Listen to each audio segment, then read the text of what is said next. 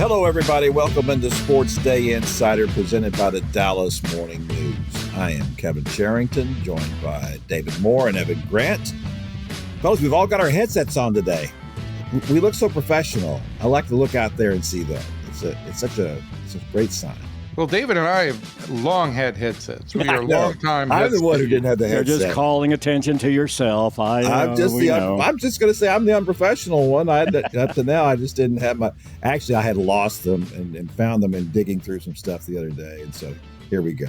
Well, first, I want to thank you guys for covering for me last week, and I brought some photos I can share on the podcast if you'd like to look at them now. No, we wouldn't, David. Actually, not. Thank you, though. Anyway, David, how's your colon? It seems to be how's doing the old fine. Colon, David? It's doing well at the moment. That's good. Good to hear. It's not going to end up being a semicolon. Folks, in case you missed it, Hey-o. last week David was unavailable to join us because were you in pre-colonoscopy state or were you in colonoscopy state? No, I think it, and really this would be the preferred way to do this podcast going forward. I was actually under general anesthesia at the time this podcast was being done. That's good. That's good. Oh, man. I think some of us that's our reminder, everybody. Make sure you get your colonoscopies. Yeah, that's right. A public service announcement from your friends at SportsDay Insider. Preferably get them on Sundays around Cowboy kickoff time. Yeah. That would help. That would be a good time. At least then you don't miss anything, right? At Texas Capital, we know that the path to greatness isn't for the faint of heart. It's full of chances and opportunities with no promises. We know because we help clients and communities achieve greatness every day. Texas Capital is a full-service financial services firm founded and headquartered in Dallas, Texas. Our customized solutions were built to keep your business moving forward. Please visit texascapital.com to learn more. That's texascapital.com. Texas Capital is the collective brand name for the Texas Capital Bank and its separate non-affiliate banks and wholly owned subsidiaries. For deposit products, member FDIC. David, I'm telling you, that was if you want to break the hex, curse, jinx, whatever you want to call it, against the 49ers, Sunday was the time to do it. I mean, I realize it was on the road, and it's always a little bit of a proposition, although not with the Cowboys. They play better on the road this year than they do at home. They have, yeah. But this was a 49ers team decimated by injuries. Brandon Ayuk was not there. Christian McCaffrey was not available. Deebo Samuel had pneumonia during the week. Not that you could tell by the 46-yard gain he had on the first possession of the game for them. But yes. Here's a guy in the hospital who was released from the hospital on Tuesday with pneumonia and plays the vast majority of that game. Yeah. And not to mention that Brock Purdy, people felt like, well, now he's being exposed a little bit, not quite as good. And of course, we're reviving the old thing about the system quarterback. And then we get into this game, and Brock Purdy looks like Lamar Jackson running all over the field when he needed to. And Mason, their leading rusher, who is only the leading rusher because he was thrust into that role because McCaffrey was out. He has a shoulder injury and misses most of the game, and they're down to their third-string running back. A guy that drafted in the fourth round, by the way. Fourth round, when the Cowboys didn't have a pick, who the Cowboys liked a lot. They liked Garendo a lot. And then he winds up being the leading rusher in the game. We talked about going in that San Francisco has no shortage of rushers. It was, what would they be able to do elsewhere offensively? And we saw that, didn't we? they were still able. Still able to Donovan Wilson is still chasing George Kittle, as far as I can tell. That was I know that he's pretty much a box safety, more or less, and a guy that delivers big hits. But to put him out there and expect him to cover Kittle, it seemed like he was in one-on-one most of the time, and coverage against him was just brutal. Yeah, well, I don't think Malik Hooker had much of a game either, their other safety. Safety appeared to be a strength for this team going into the season. A lot of things we thought were strengths for this team going into the season have not unfolded that way along the 3 and 4 way here.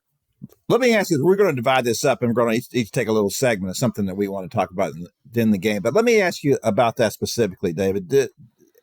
is the scheme change that Mike Zimmer has imposed on this team, has it been bad for the personnel? Because these guys at all, especially from a turnover standpoint, they were generating a lot of turnovers in Dan Quinn's scheme. And now they've got, 5 this year is all they have generated.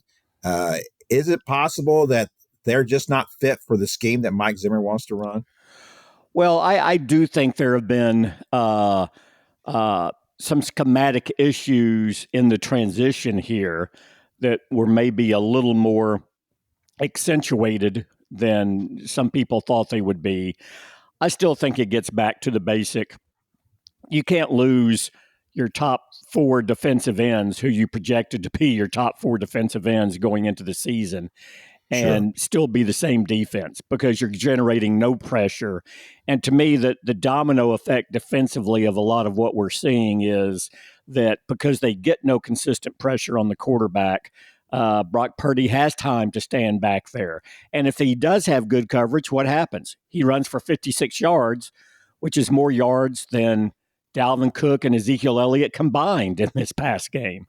Yeah. So I think it's a personnel issue with the injuries that took place and the quality veterans they allowed to leave in the front 7. And in the case of Stephen Gilmore, one other guy on the back end, than it is the scheme change in my mind. Okay. All right. I'll take your word for it.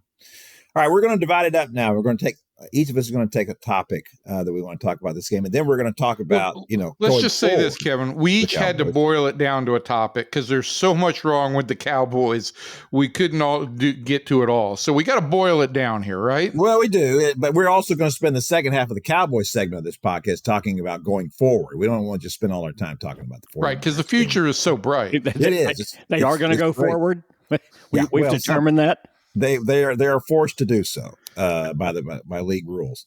So Evan, your topic is going to be something that actually happened after the game. Well, yeah. I mean, I think that there's a lot of stuff that happened on the field, but for me, with the Cowboys, what takes place off the field often kind of supersedes everything else. And I thought that the incident in which Trevon Diggs approached Mike Leslie of WFAA after the game spoke volumes about where this Cowboys team is. I've got no issue with a player that I cover. If they've got an issue with something I wrote or something I tweeted, I want them to mention it to me. The difference for me is that, and David, correct me if I'm wrong here, right? You guys are all waiting to go into the locker room and Trevon comes out and it's clear he's gone and read his Twitter or he's read his texts in the short period between the end of that game and the locker room actually being open. And it's almost to me like the players spent more time focusing on tweets than they did on the fact that they just lost again to San Francisco and what went wrong. And for me, that kind of sums up where the Cowboys are a little bit, Kevin. Like it seems like it's more often about stuff that doesn't matter to winning and losing than it does execution. Well, yeah, I think so. Absolutely. That's been my issue with the Cowboys for some time now, and when we look at in my newsletter, I'll plug the a la carte again. I pointed out, the defensive back for the Bears who actually was the one who tipped the ball to Noah Brown in the end zone in the Commanders game on the Hail Mary. Before that happened, as the ball was being snapped, he was turned away from the line of scrimmage and had his arms raised and was taunting the Washington crowd. So he was late to get down to the field, on the play and to make the proper position. Now, for all I know, perhaps his job was to try to tip that to somebody behind him. I don't know. We haven't gotten that broken down. It wasn't to be on the left hash mark. Let's put it that way. Well, exactly. And the point is that so he apologized after the game, said but the end of his apology was, Notes taken, there will be improvement. And it's like, that is such a Cowboys apology to me. Once you have done something like that, you cost your team the game. If you had made the correct play there, you win the game. How do you improve upon that? How are you going to win a game for your team going forward? And I don't want a guy to, fall on his sword over this kind of thing, but I would like for him to say that was inexcusable. I cost my team a game, a win here. I don't know how I can make that up, but this will never happen again.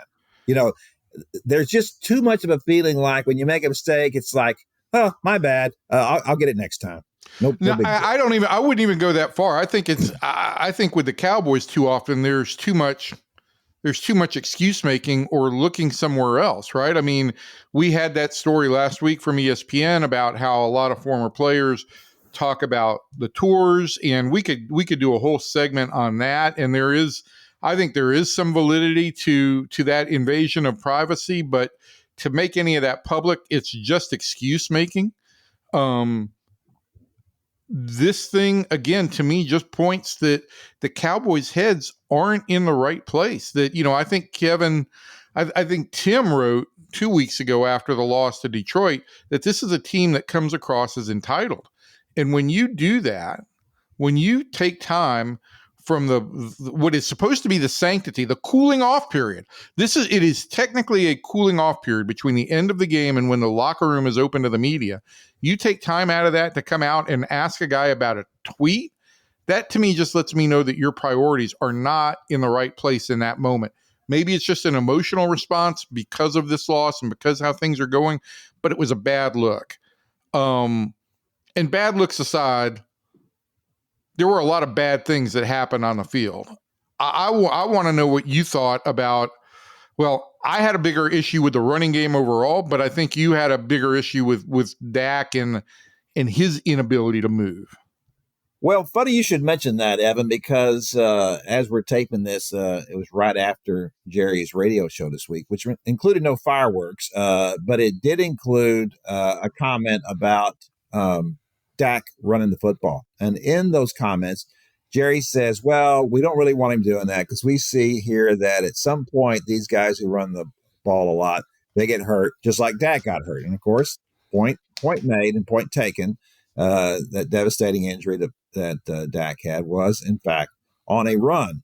And he also said that at some point Dak will run, and he has run, and when he needs to get something, and he'll be able to get down and get down safely. And I beg to differ with Jerry on pretty much all of that. Shock, but I do. First of all, Dak has run for 24 yards this year. That is far fewer than at any point in his career. At this pace, he's going to end up with about 100 yards, which would be less than any other time. I'd say at this pace, he's going to end up with about 60 yards. Probably. Yeah, you're probably right. That's probably what it'll end up being if he doesn't pick it up at some point. I think there is a question in my mind as to how effective a runner he can still be. He looks like he's running in mud when he runs now. He was never particularly fast or quick, but he was an effective runner.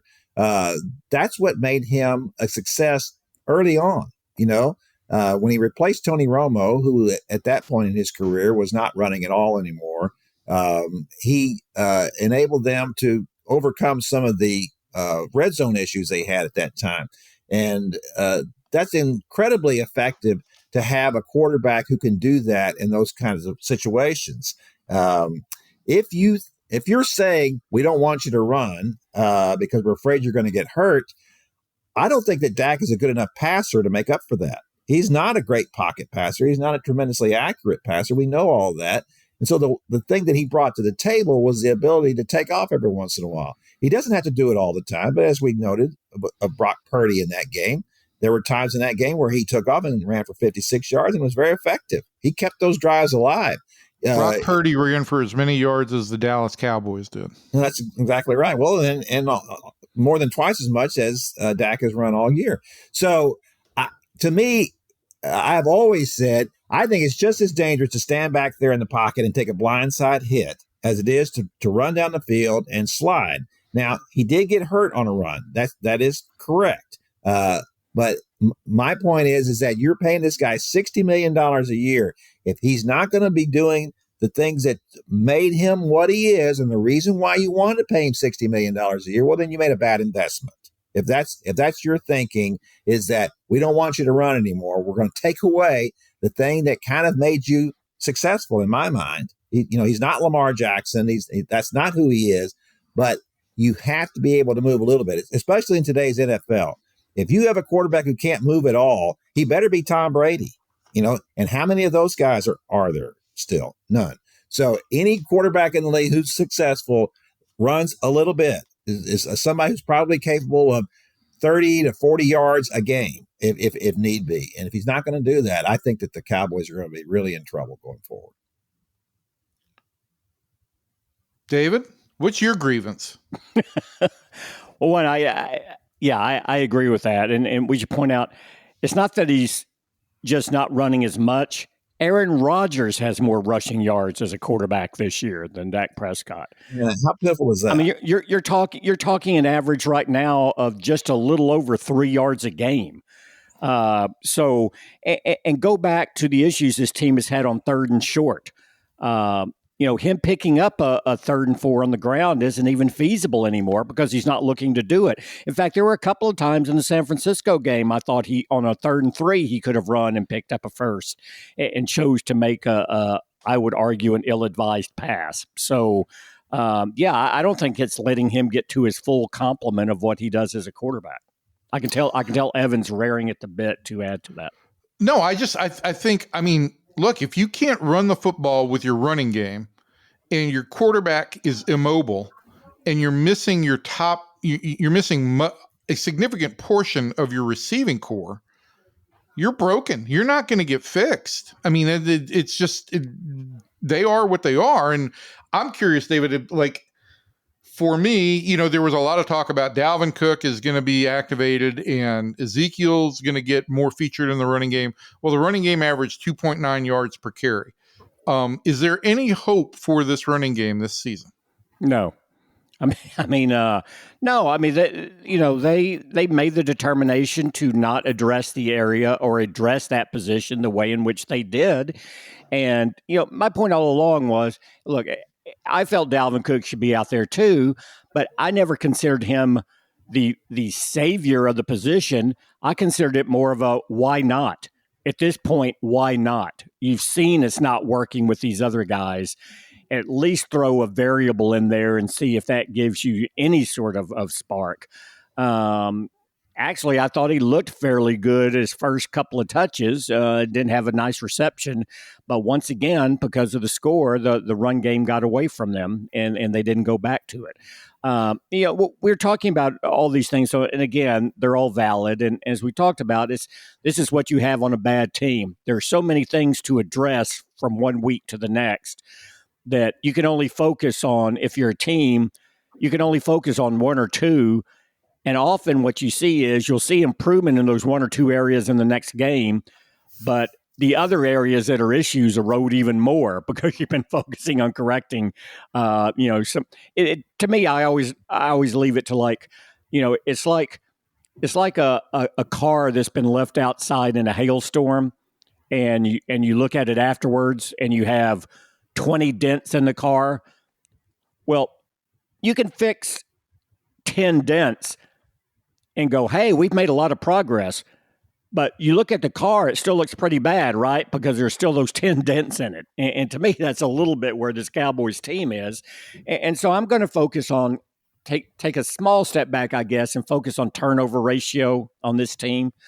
And I know it's a boring stat and people's eyes glaze over, but, I don't have it in front of me. But I know as of last year, a couple of years ago, that when you looked at the active coaches in the NFL, the coaches with the best turnover ratio, the top 3 in turnover ratio as head coaches in the NFL were Mike McCarthy was in there. He was right at 3rd. He was right after New England and Seattle's coaches, let's say. Well, neither one of those guys are still in the league. Belichick's gone. And Pete Carroll. And Pete Carroll's gone as well. And so Mike McCarthy, of all active NFL coaches, has the best turnover ratio in his career of any head coach in the NFL. Well, this year he's a -8. And I thought this was interesting yesterday that, Brian Schottenheimer, his father was Marty Schottenheimer, who, coached in Kansas City and Cleveland, longtime, very respected, revered NFL head coach. Obviously, Brian Schottenheimer studied under him, as did McCarthy. And Schottenheimer told McCarthy coming out of that game when they were staring at the -8 is, my dad would be turning over in his grave watching us play right now. And this is the bedrock principle of Mike McCarthy's teams, is turnover ratio. And now they're not forcing turnovers, as we talked a little bit about earlier. And I think a lot of that's due to the lack of pressure. But they're turning the ball over. Dak had 2 interceptions against San Francisco. He has now thrown 2 interceptions in 3 consecutive games for the first time in his career. You have to go back 32 years to see the last Cowboys quarterback who did that. And that was Troy Aikman back in 1992.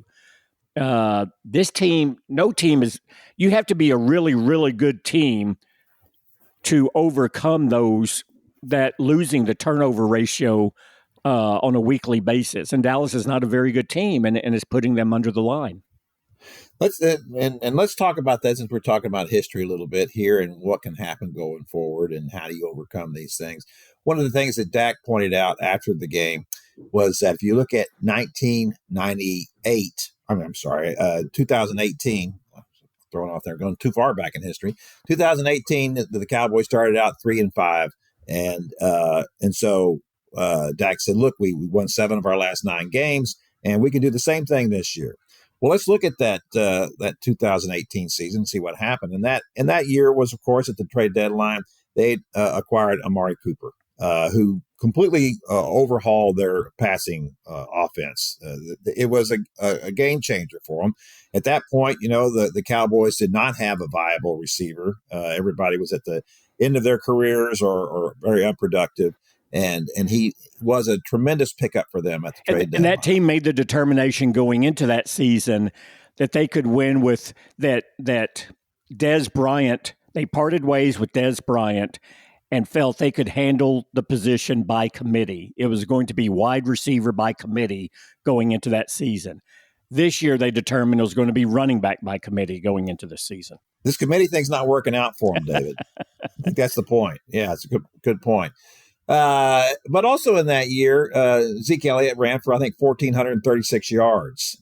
He couldn't run for 1,436 yards this year if he started today. There's just nothing there that makes you think that they can do the same things that they did in 2018. And one of them was that Dak ran for 305 yards that year and 6 touchdowns. He's got 24 yards and 1 touchdown this year. Those are significant differences on the offense. They're going to get back the guys on defense, right? They're going to get back DeMarcus Lawrence. They're going to get Micah Parsons back. And then, of course, on the offense, they're also going to get Brandon Cooks back at wide receiver. But Brandon Cooks is not going to fix this offense. He's not the same kind of player, for one thing, that Amari Cooper is. And that's the thing I want to point out too, David, about the wide receivers. And when Troy Aikman made the complaint about the routes these guys were running, right? Who ran better routes than Amari Cooper? Nobody. And he's no one consistently in the NFL still. He's the most consistent route runner in the NFL still right now. Oh, just a tremendous route, right? It's just a thing of beauty to watch him and get it, and not only to run his route correctly, but to get open. Because he's running his routes correctly, he's getting open. These other guys you watch and run routes, they round off the corners. They're not sharp breaks. It's just pitiful watching some of these routes.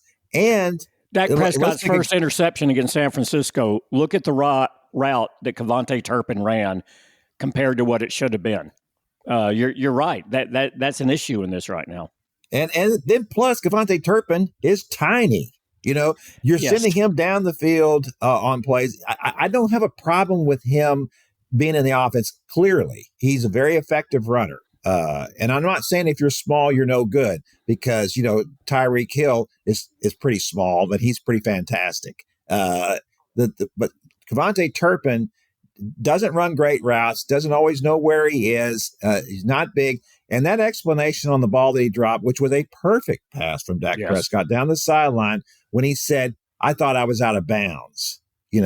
It's like, so you don't even know where you are, and then that's your explanation for not catching is, well, I thought I was out of bounds anyway. Yeah. I mean, a guy says something like that to me after the game. If I'm the coaching staff, I'd say we got to rethink this thing. I mean, I realize you're stuck in a position here because there's no Brandon Cooks, but if I've got a guy who's making that kind of excuse after a game, I frankly don't know what to say. Yeah, I did think it was interesting that you didn't hear this, David. But on that pass, both Collinsworth and Tirico did make note, of how small Turpin is. With some, there seemed to be a hint of criticism in that voice that if you're going to throw that ball, you need to be throwing for a bigger receiver who's got more of a chance.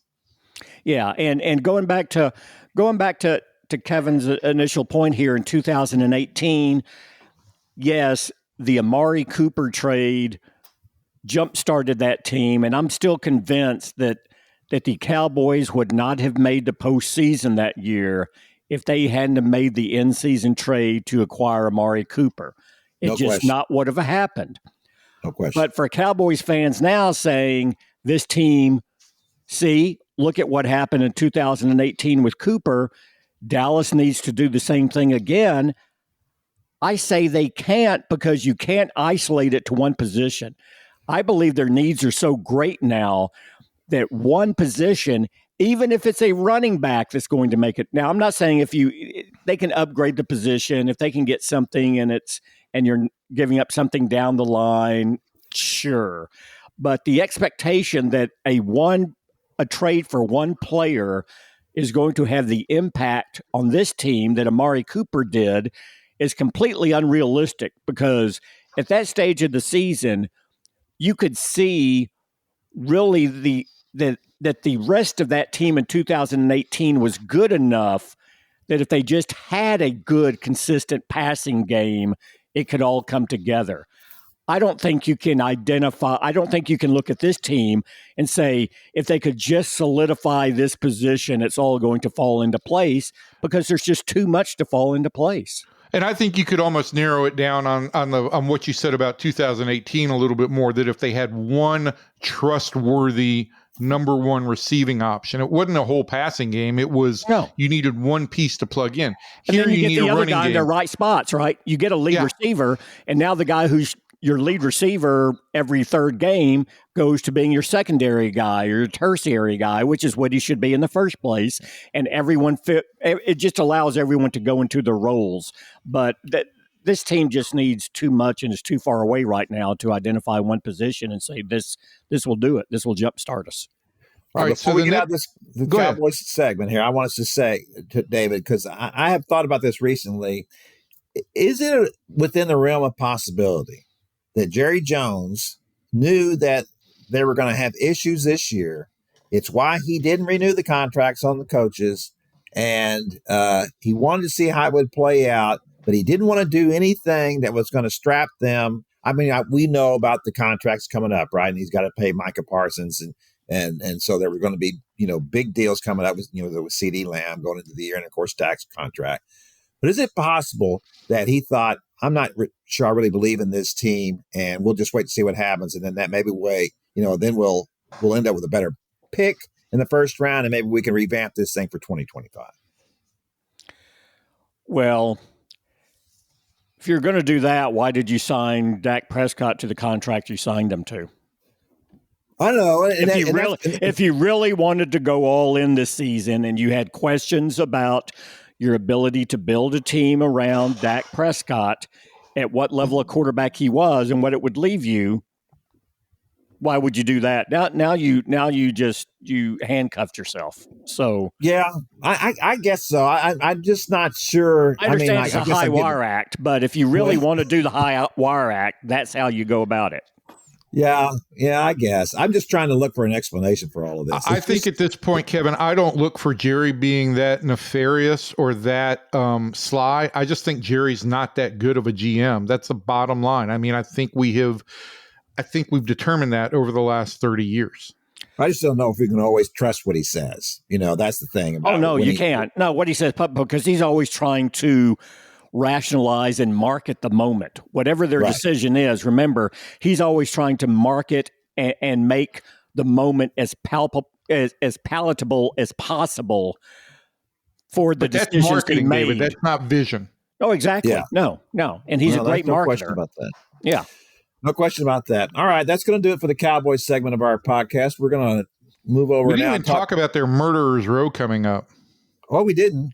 Well, I guess we. Yeah. You're including Atlanta and Murderers Row. Is that? Well, I think my point is they may be playing 3 division leaders and 4 consecutive teams with winning records, but I'm not sure that I consider Atlanta, Philadelphia, Houston, and the Commanders a Murderers Row. And so, as bad as that schedule looks, hell, it's the NFL. Anything can happen.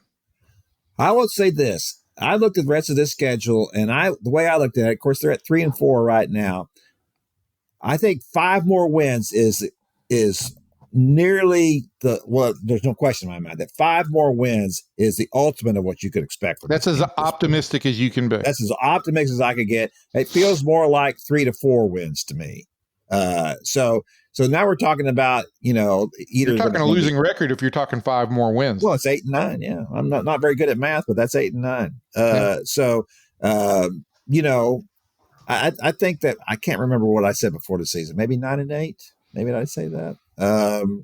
And I just don't see where you think that the improvement's going to come. Obviously, they'll get better on defense when they get those guys back. But you have to ask the question: how good are they really going to be? I mean, I could think you could make the point that Micah Parsons wasn't looking very good before he got hurt. Didn't seem to have the same explosiveness that he's had in the past. And I got to wonder, how good is he going to be? How good is DeMarcus Lawrence going to be at his age? How buried might they be by that point in time? Well, they might be. And that's the other thing about this Cowboys team to me is that when things start to go bad, this team goes south.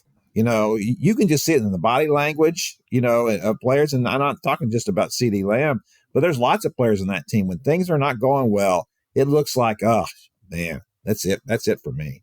I don't see much fight in this team and other guys other than Jordan Lewis. Can we talk about some good football now? Good football? You talking about college football? Yeah, that kind of football. That kind of football? UT? Oh, wait, I'm sorry. That was... Well, they won last week. They held off Vanderbilt. Think about that. Was it a 3-point win? They held off Vanderbilt.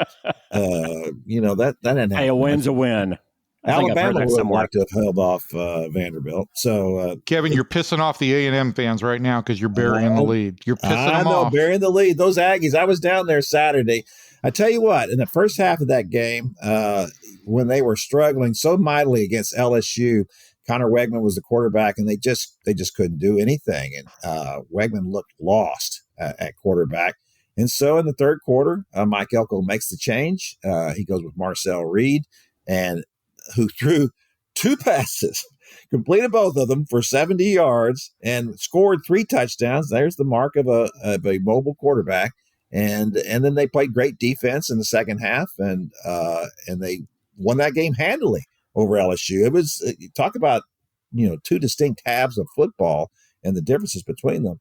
The Aggies have really got something going on there. The only undefeated team left in the SEC in SEC play. That's just remarkable that they've been able to do that, and they've done it without a really good quarterback. They can't make up their mind who they want playing the position, and I got to tell you, I'm not sure who I would play either. You're not at this point.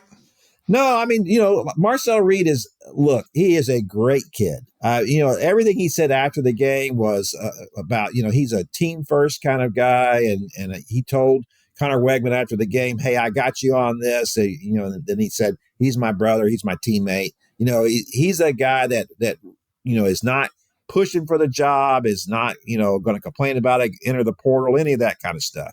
So, but I just don't know that he throws the ball well enough for you to win a game against a really good team. And now you can make the case they don't play a really good team until the Saturday after Thanksgiving when they play Texas. And I have to say right now, even though that game is being played at A&M, I'd have to give Texas the benefit of the doubt simply because of quarterback play.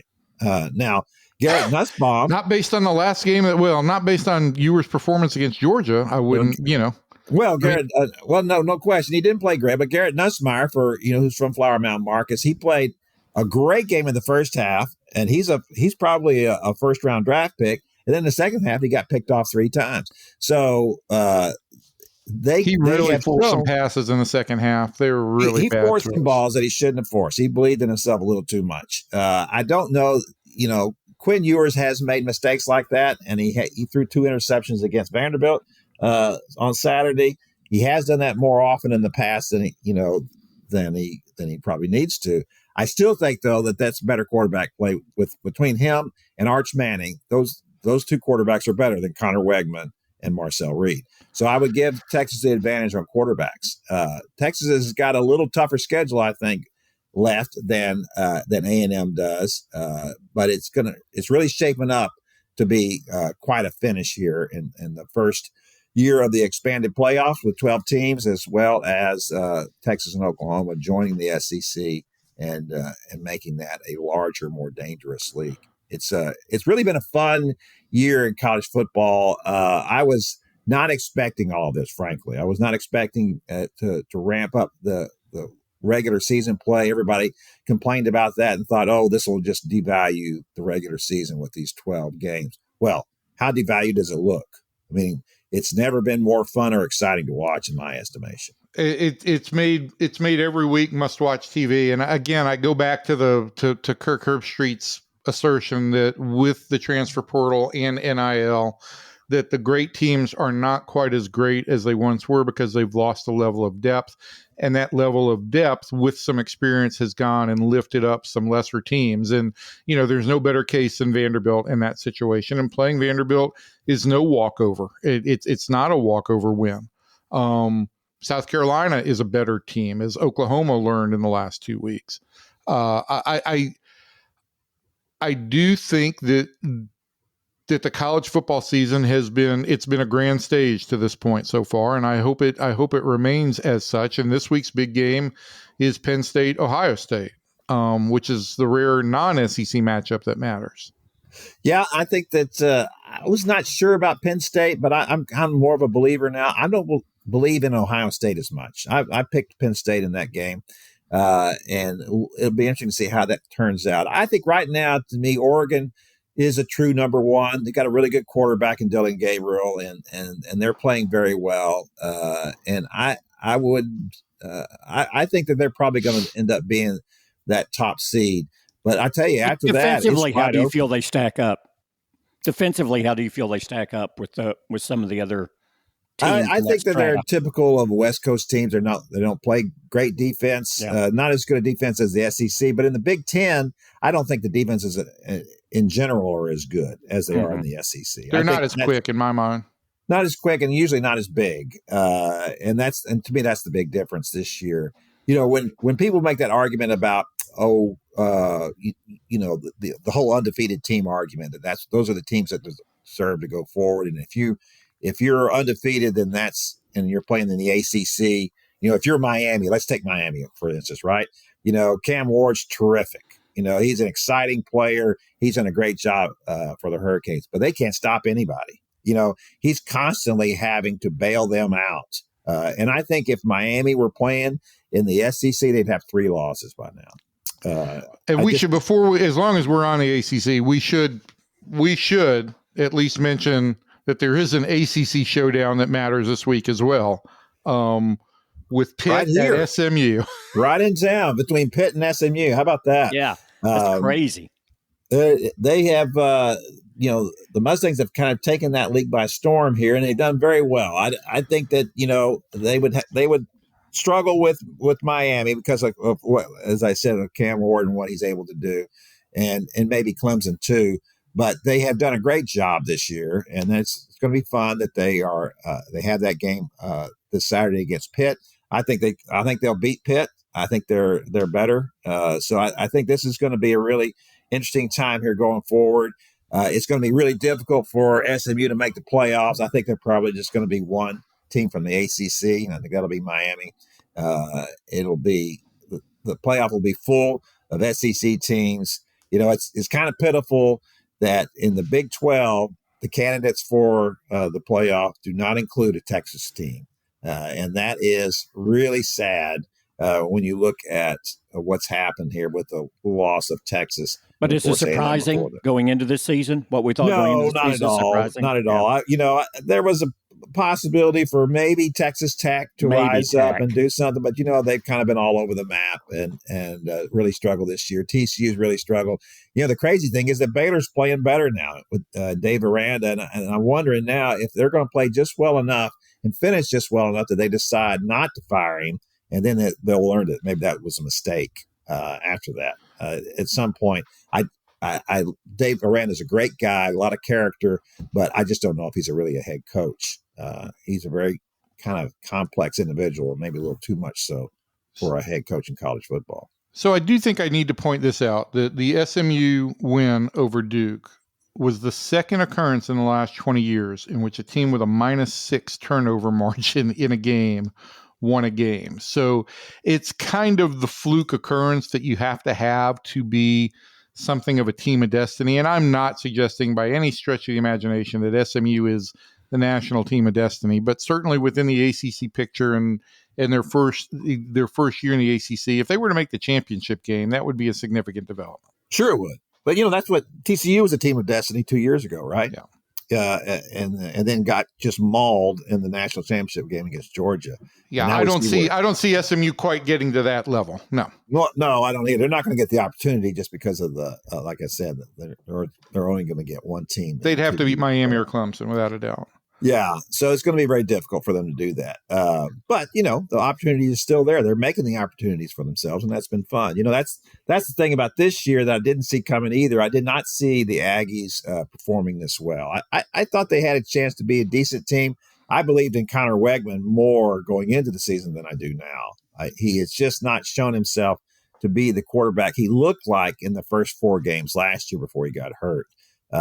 He's just indecisive. And just not making good throws. He was a big time quarterback coming out of high school, and he's just not living up to that at this point right now. He did have some issues that was causing him a shoulder injury, but some of his throws, and maybe that's because of the injury. Maybe he doesn't believe in himself quite like he has in the past. He's just throwing behind receivers and indecisive, and that's making it very difficult for them. All right, Kevin. Before we get out of here, let me ask you this. What's your SEC championship prediction? Who plays in the SEC championship game? Well, I tell you, that's the thing. You could, A&M could lose to Texas and still play in the national championship game. They'd only have one loss, right? So, and they're the only undefeated team in the league right now. So I do think that the Aggies are going to be in the championship game, win or lose against Texas, because I think they will run the table otherwise. They don't have a very stiff schedule at this point. I think that the question for me is going to be who's going to be the other team. And I think Texas is a possibility because their schedule is not very difficult. I think that if we were just talking about who's the best team, I would say Georgia. I still think that Georgia probably is the best team in the SEC right now. They just have to get consistent play from Carson Beck at quarterback. I'm going to say that the SEC title game will be between the Aggies and the Bulldogs. Georgia Bulldogs, not Mississippi State Bulldogs. Yeah, now if Texas and Texas A&M end up tied and Texas wins the head-to-head, does Texas go to the championship game, or what's the tiebreaker if there's 3 teams all with 1 loss? If there's 3 teams, well, that's a good question. I don't know what the tiebreaker is. So I would that's certainly a possibility. I don't know at this point how that's going to pan out. I do have enough questions about Texas at this point that I didn't have earlier. They follow up that loss to Georgia with a not very convincing win over Vanderbilt, even though they kind of had the game in the bag for a while, and then it kind of got away from them at the end. And Vanderbilt is better, and they are better at quarterback than they've been in a while. So those, and they're a ranked team, so that's not a big issue. But you would like to see them bounce back a little stronger after a loss like that. You think they'd have something they wanted to prove. Sure. So it's going to be very interesting to see how this ends up in the final stages of this season. But as I noted earlier, this has been a terrific college football season. Some of it because of the contraction that you have from these realignment, and you're playing. When would you have ever had Ohio State playing at Oregon in the middle of the season before? No, that's great. That wouldn't have happened before. It's been absolutely great. The other chief takeaway I had from this weekend is, and you were up in the press box swaying in College Station, so you probably couldn't see all that clearly. But I think that Brian Kelly's chief asset as LSU head coach is that he's really good at chewing out his players in game. Yeah, that's what I couldn't tell. I heard that. I heard about it later. He's not a popular coach.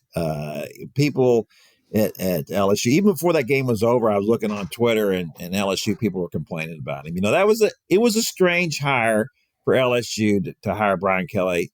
Not from a standpoint of he's a great coach. I think that he's a winner. He wins wherever he goes. He's a smart guy.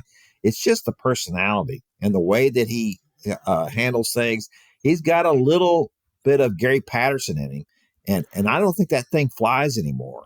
I don't know that motivation by fear in the middle of a game, and David, maybe you can speak to this better than I, but I don't know that motivation by fear and by chewing out a player in this day and age is going to get you better performance in game for sure.